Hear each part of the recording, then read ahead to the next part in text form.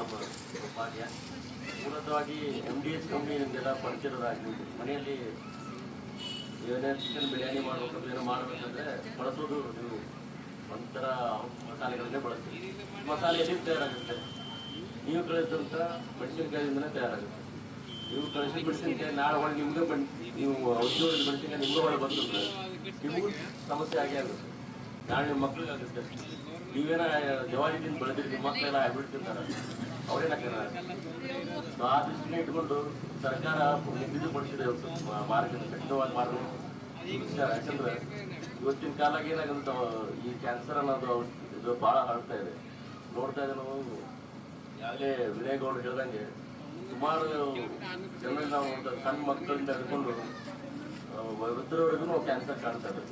ಮೊದಲು ಬರೀ ದೊಡ್ಡವ್ರಿಗೆ ಆಗ್ತದಂತ ಅಷ್ಟೇ ಇತ್ತು ಕ್ಯಾನ್ಸರ್.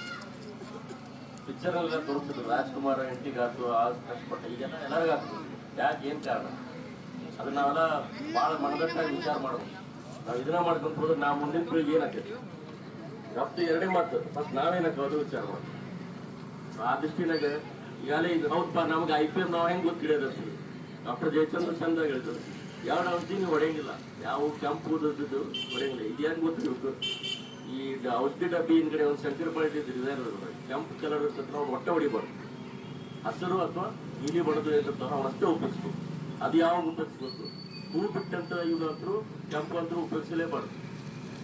ಆಮೇಲೆ ಉಪಯೋಗಿಸ್ಕೋಬೇಕಾದಂಥವು ನೀಲಿ ಬಣ್ಣದ್ದು ಮತ್ತು ಹಸಿರು ಬಣ್ಣದ್ದು ಮಾತ್ರ ಉಪಯೋಗಿಸ್ಬೇಕು.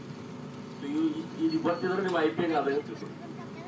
ಉದಾಹರಣೆಗೆ ಅಂದ್ರೆ ನಾವು ಲಾಸ್ಟ್ ಟೈಮ್ ಹೋದ್ರು ಸಾರ್ ಅವ್ರಿಗೆ ಮಾಡಿದ್ವಿ ಒಂದೆರಡು ಕಡೆ. ಈ ರೈತರು ಕೆಲವೊಂದು ಕ್ಲೋರೋಬೈಡ್ ಬಾಸ್ ಹೊಡೆದ್ಬಿಟ್ಟವೆ. ಅದು ಹತ್ತಿ ಬಳಸಂತ ಔಷಧಿನ ಎಲ್ಲರಿಗೂ ಉಪಯೋಗಿಸ್ಬಿಟ್ಟದ. ಕಾನ್ಫಿಡರ್ ಒಂದೇ ಸತಿ ಉಪಯೋಗಿಸ್ಕೋಬೇಕು, ಅಥವಾ 2-3 ಸತಿ ಉಪಯೋಗಿಸ್ತಾರೆ. ಸೊ ಆ ರೀತಿ ಈ ಔಷಧಿನಲ್ಲಿ ಅವನು ಲೆಕ್ಕ ಇಡಲಾರ್ದೆ ಔಷಧಿ ಸಿಂಪಡಣೆ ಮಾಡ್ತಾರೆ. ಅದರಿಂದನೇ ಇವತ್ತು ಇದು ಜಾಸ್ತಿ ಆಗ್ತಾ ಇದೆ. ಫಾರ್ಮೆಟು ಇಲ್ಲ, ಇದು ಸೇಮ್ ಇದೆ.